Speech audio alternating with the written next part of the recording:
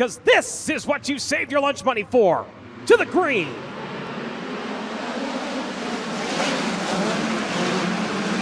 Going to dash off into turns 1 and 2. We'll see who has the advantage on the back straightaway. Thus far, it will be 𝑉𝑰 in 57. Larson lurking around the bottom side of the speedway. High side running by him is going to be Carter Sark to hold on to that second spot. Macedo right to the middle. Larson around the bottom. Ooh, look out. Macedo, a little bit of a hook of a rut there. Opens the door for the 71 of Buddy Kofoid. He'll steam the right rear off the high side of turns 1 and 2. Bolts it onto the back straightaway. The 71 going to jump up into the 5th spot. Giving chase now, dimes it off at turn number 4 a little bit, takes it back to the high side over turns 1 and 2. Tanner Thorson explores the bottom side of the speedway, going to lose some speed onto the backstretch. Here comes the Mobile 1, number 71. They continue to run second and third. Kofoid running in fourth. Thorson still holds on to the top 5 here. Kofoid trying to take a look at the final podium step. Could not catch the Bronzo as they worked into turns 1 and 2. Now streaking through turns 3 and 4. Larson moving his line around a little bit, worked more towards the middle that time. Not quite to the bottom of turns 1 and 2. As the pass for second off at turn number 4, trying to come back to his inside. Sarv trying to take the Dave.com number 31 back up into silver. He'll settle for bronze to the back straightaway. Kyle Larson up to the second podium step. Massage in the inside groove. Finally got the run of the number 31. Takes the spot away. Ooh, 𝑉𝑰 skipped her over the cushion a little bit over on the exit of turn number 2. Brought her back under control. As he continues to maintain nearly 1.5 second advantage over Larson. And that's going to go away quickly. Corey Day coming to a stop at the outside of turn number 2. As we go back to green. 𝑉𝑰 and Larson going to throw it into the top side of turn number 1. Larson trying to diamond it down to the bottom. Has a run to the back straightaway. Pulls even as they work up at turn number 4. Battle for the race lead. 𝑉𝑰's going to hold on to it. Logan 𝑉𝑰 holds on to the race lead. Kyle Larson not giving up the inside. Up across the racetrack. He'll turn underneath him. Change the grooves to the back straightaway. 𝑉𝑰's going to hold on now. Takes it down to the bottom. Protects the line of the charge from the number 1 as caution lights come on. Problems for Carter Sark. And we get ready to go. Keep an eye on Larson. Giving 𝑉𝑰 a battle on the last restart. Does he do it again? Takes it down to the bottom. Here he comes for the race lead. Got it onto the back straightaway.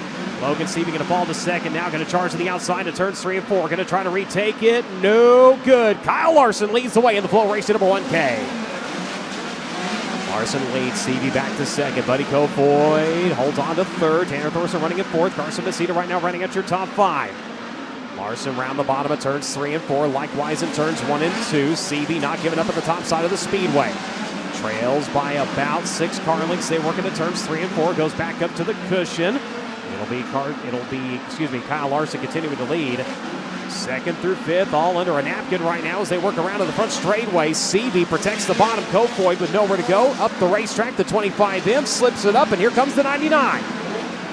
Carson Macedo to the inside, looking for the spot here as they work off a turn number 4. Got it. Puts that right rear up and slips it right across the nose of number 25. They're going to swap lines around off of turn number 2 onto the back straightaway. Good battle right now for that 4th spot.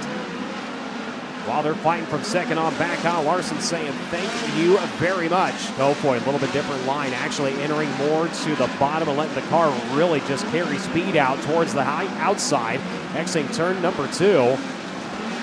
Up on traffic we go. Larson had to get on the brakes a little bit. Kofoid right there. Does he capitalize this time into turns 3 and 4? Both cars bouncing a little bit as they bring it around to the front straightaway. 5 remain in this one. Fistful shown to the field. Both drivers having to go to the outside. Both of them trip up just a little bit. Larson quicker on the gas, able to get away. Traffic down to the bottom. Leaders up to the outside. 4 to go this time. They work by the 00 and the 68 as they work it onto the back straightaway. Larson again able to get a better bite sooner as they work on to the far side of the speedway. Working turns 3 and 4. Now has to go to the bottom. Kofoid around the outside. Going to close right back up on him. Battle for the race lead. Not over in this one. 3 laps remain. Larson trying to use traffic as a pit. Kofoid trying to come after it. Diamonds it down through turns 3 and 4. 2 to go. White flag coming next time. Boy, Kofoid wants it. He's going to have to come and get it. White flag's coming out, and there he is. Nearly on the back bumper of the 1K with 1 to go. Larson going to have to get them elbows out and make that car wide as they work onto the back straightaway for the final time. He might have it secured here. Puts a lap car between himself and the 71. Off of turn number 4, tries to get the run. He'll be blocked, and Larson will streak away for the win. Driver of the FloRacing.com, HendrickCars.com, KNC Drywall, Durst JVI Groups, Silva Motorsports, Speedway Powered EMI number 1K race fans. Give him a hand, Kyle Larson.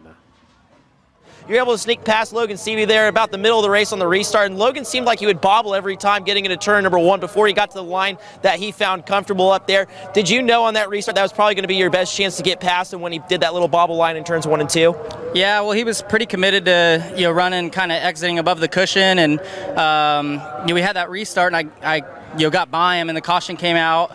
He actually got back by me, and he went to the bottom of 3 and 4, and I was like, dang, then we got the caution. I was like, man, he's gonna run where I want to be, and so I just felt like on the restart I just needed to, if I exited 4 close enough to him, I needed to just try, a slide job or whatever into 1, and it had a lot of grip for me, across the center, and I caught the cushion just right off of 2 and could protect. So then I felt pretty good for a while, and it caught traffic, and my momentum slowed down in 3 and 4 quite a bit, and I couldn't really see my line in 1 and 2, and I thought I saw somebody poke their nose into 1, so I figured they were building the run on top of 3 and 4. So moved back up there and felt better, felt I could just keep my momentum up better. So yeah, it was a lot of fun. Thank you to Paul Silva, Trevor, Doug, Rob, everybody who was here working on these 4 cars today. It's been a long day, so yeah, it's been fun, and yeah, cool to get FloRacing back in victory lane 2.